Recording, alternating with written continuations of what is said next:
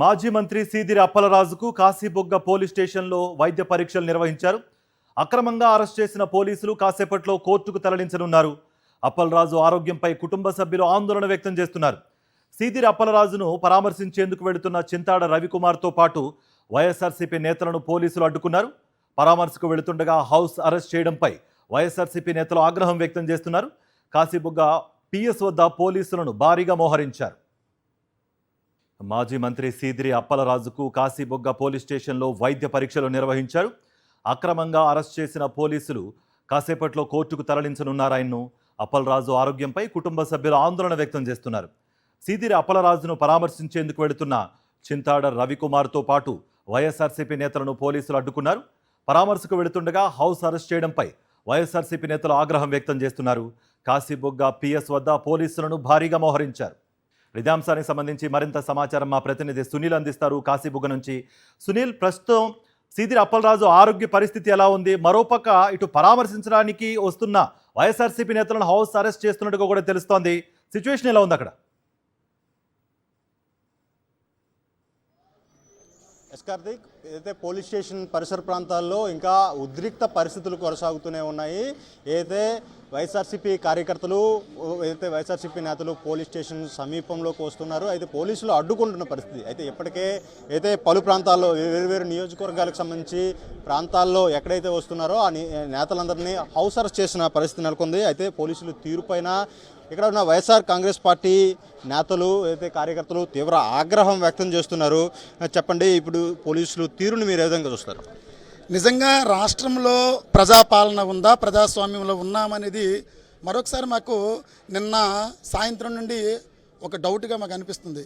ఎందుకంటే ప్రజాస్వామ్య పాలన ప్రజల చేత ప్రజలకు ఎన్నుబడి ఉన్నటువంటి నాయకత్వం అనేది ప్రజల మంచిని కోరుకోగలని ఒక అనగబడిపోయినటువంటి అనగారి వర్గాలకు సంబంధించినటువంటి ఒక మత్స్యకార సామాజిక వర్గానికి సంబంధించినటువంటి వ్యక్తి గౌరవనీయులు మాజీ మంత్రి శ్రీ డాక్టర్ అప్పలరాజు గారి యొక్క ఏదైతే నిర్బంధం విధించి ఈరోజు పోలీసులు వాళ్ళు చెప్పు చేతిలో తీసుకొని నిన్న సాయంత్రం నుంచి నేటి వరకు పోలీస్ స్టేషన్ చుట్టూ తిప్పడం అనేది నిజంగా ఈ పలాస ప్రాంత ప్రజల తరపు నుంచి మేమైతే తీవ్రంగా ఖండిస్తున్నాము. ఎందుకంటే ప్రజాస్వామ్యంలో ప్రజల పక్షాన ఉండాల్సినటువంటి నాయకత్వము ప్రజలు మంచి కోరుకున్నటువంటి సమయంలోన ఈరోజు వెనకబడిపోయిన తరగతులకు సంబంధించినటువంటి వ్యక్తికి అన్యాయంగా అక్రమంగా కనీసం ఏం జరుగుతుందో కూడా చెప్పకుండా ఈ రాష్ట్రంలోనే కాదు ఈ దేశంలోన 100కి ఒక రోజులో మినిమము 10 నుంచి 20 వేల యాక్సిడెంట్లు జరుగుతుంటాయి. అలాంటి యాక్సిడెంట్లలోన ఒక యాక్సిడెంట్ కేసుని తీసుకొచ్చి ఇది హత్యా కేసుగా చిత్రీకరించి అన్యాయంగా పోలీస్ స్టేషన్లో అరెస్ట్ చేయడం అంటే ఇది నిజంగా మేము తీవ్రంగా ఖండిస్తున్నాము. అయితే ఒకటైతే పలాస నియోజక ప్రజల తరపు నుంచి కానీ ఈ రాష్ట్ర ప్రజలకైతే ఒకటైతే క్లియర్గా చెప్పదలుచుకుంటాను. గౌరవ సీఎం చంద్రబాబు నాయుడు గారు మీరు చేస్తున్నటువంటి పాలన నిజంగా మీకు ఈరోజు చెప్తున్నానండి, మీరు చేస్తున్న పాలన ఏదైతే ఉందో అనగారిన వర్గాలకి రాజ్యాధికారానికి దూరం చేయడమే మీ యొక్క లక్ష్యం తప్ప అనగబడిన వర్గాలని రాజ్యాధికారం ఇవ్వాలని మీ ఆలోచన లేదు. ఎందుకంటే స్వతంత్రం వచ్చినటువంటి 75 ఏళ్ల స్వతంత్ర భారతదేశంలోన శ్రీకాకుళం జిల్లా నుండి కనీసం ఒక మత్స్యకార నాయకుడికి కూడా మీ తెలుగుదేశం పార్టీలోని కానీ మీ కూటమి ప్రభుత్వంలో ఒక ఎమ్మెల్యే టికెట్ ఇవ్వలేనట్టు చేతకాని దద్దమైనటువంటి ప్రభుత్వము ఈరోజు శ్రీ వైఎస్ జగన్మోహన్ రెడ్డి గారు ఒక అనగబడిపోయిన అట్టడికి వర్గాలను తీసుకొచ్చి ఎమ్మెల్యే సీట్ ఇచ్చి మంత్రి పదవులు ఇచ్చి ఈరోజు మమ్మల్ని మా గొంతు వెనకబడిపోయిన తరగతి యొక్క గొంతు ఎత్తేటట్లు చేసినటువంటి జగన్మోహన్ రెడ్డి గారి నాయకత్వంలో మేము పనిచేస్తుంటే కేవలం వైఎస్ జగన్మోహన్ రెడ్డి గారి నాయకత్వంలో పనిచేస్తున్నామని మాత్రమే కక్ష పెట్టుకునేటువంటి కక్షపూరితమైనటువంటి ఏదైతే చర్యలు తీసుకుంటున్నారో తప్పకుండా భవిష్యత్తు రోజుల్లో ఇది అన్నిటికీ కూడా సమాధానం చెప్పే రోజు. ప్రధానంగా 15 గంటలకు పైగా దాదాపు 16 గంటలకు పైగా పోలీసులు నిర్బంధంలోనే ఉంచారు, పోలీస్ స్టేషన్లోనే ఉంచారు. దీన్ని ఏ విధంగా చూస్తారు?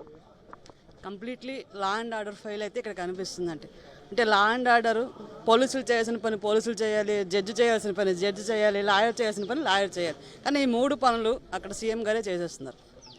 ఇదే ఇక్కడ ప్రస్తుతం ఇక్కడ ప్రజలంతా చర్చించుకుంటుంది ఏంటంటే ఒక కామన్ యాక్సిడెంట్లో ఒక బెయిల్ రావట్లేదు అంటే ఆ జడ్జిల మీద ఎంత ప్రెజర్ ఉంటుంది అనేది ఇక్కడ ప్రజలు చర్చించుకుంటున్నారు. అంటే ఒక 18 ఇయర్స్ అబ్బాయికి స్టేషన్ బెయిల్ ఇవ్వలేదు, ఓకే రిమాండ్ ఇచ్చారు. రిమాండ్లో ఎన్నిసార్లు బెయిల్ పిటిషన్ పెడుతున్నా దాన్ని యాక్సెప్ట్ చేయట్లేదు అంటే ఖచ్చితంగా ఇది కక్షపూర్తిగానే ఉంటుంది. At the same time Appalaraju గారిని ఇంత నిర్బంధంగా ఇంత కుట్రపూర్తిగా తీసుకెళ్లాల్సిన అవసరం అయితే లేదు. ఎందుకంటే అతను ఎక్కడికి పారిపోలేదు, మీ విచారణకి సహకరించకుండా ఉంటాను అని అనట్లేదు, విచారణకు కూడా సహకరిస్తానని చెప్తున్నారు. విచారణకు సహకరిస్తామని చెప్పిన వ్యక్తిని కూడా మీరు ఎంత నిర్బంధంగా తీసుకెళ్లాల్సిన అవసరం లేదు. మీకు కావాల్సింది నిజానిజాలు తెలియడం, ఆ నిజానిజాలకి వెరిఫై చేసుకుంటూ కావాల్సిన సెక్షన్ పెట్టుకుంటూ వెళ్ళడం, అంతేగాని 105 అనేది యాక్సెప్టబుల్ కాదు. అలాంటి 105ని మీరు ఎలా పెట్టగలిగారు? మేము కక్ష కట్టట్లేదు, కుటుంబ రాజకీయాలు చేయట్లేదు అని చెప్తూనే మీరు అదే విధాన్ని ఈరోజు చూపిస్తున్నారు. ప్రతి ఒక్కరికి అది అర్థమవుతుంది, కానీ లా అండ్ ఆర్డర్ అయితే ఖచ్చితంగా ఫెయిల్ అయిపోయింది పలాసలో. ఇదైతే ఖచ్చితంగా నిజం. మీకు కావాల్సింది అన్యాయం అయిపోయిన కుటుంబానికి న్యాయమా, లేకపోతే అన్యాయం అయిపోయిన కుటుంబాన్ని చూపిస్తూ కక్ష తీర్చుకోవడమా? ఇక్కడ విషయం అదే. ఒక కుటుంబం అన్యాయం అయింది, అనుకోకుండా జరిగిన ప్రమాదం వల్ల కుటుంబం అన్యాయం అయింది. ఆ కుటుంబానికి ఏ విధంగా న్యాయం చేయాల్సిన అవసరం ఉందనేది సీఎం హోదాలైనా ఎమ్మెల్యే హోదాలైనా చూడాలి. అంతే తప్ప ఆ యాక్సిడెంట్ని ఆశ్రయంగా చేసుకుంటూ పలాసలో ఎంత దరిద్రమైన రాజకీయాలు చేయడం అయితే కరెక్ట్ కాదు. కేవలం అప్పలరాజు సంబంధించి ప్రధానంగా మత్స్యకారుడు కావడంతోనే ఏదైతే ఈ కక్షాదింపు చర్యలకు పాల్పడుతున్నారని కూటమి నేతలు కేవలం రాజకీయ కక్షతోనే అప్పలరాజు కుటుంబాన్ని వేధిస్తున్నారని కూడా ఇక్కడున్న వైఎస్ఆర్సీపీ నేతలు కార్యకర్తలు ఆగ్రహం వ్యక్తం చేస్తున్నారు. పోలీసులు తీరుపై కూడా తీవ్ర నిరసన వ్యక్తం చేస్తున్న పరిస్థితి నెలకొంది. కేవలం రాజుతో థ్యాంక్ యూ సునీల్. మరిన్ని అప్డేట్స్ కోసం ఛానల్ను సబ్స్క్రైబ్ చేయండి. నోటిఫికేషన్స్ కోసం బెల్ ఐకాన్ పై క్లిక్ చేయండి.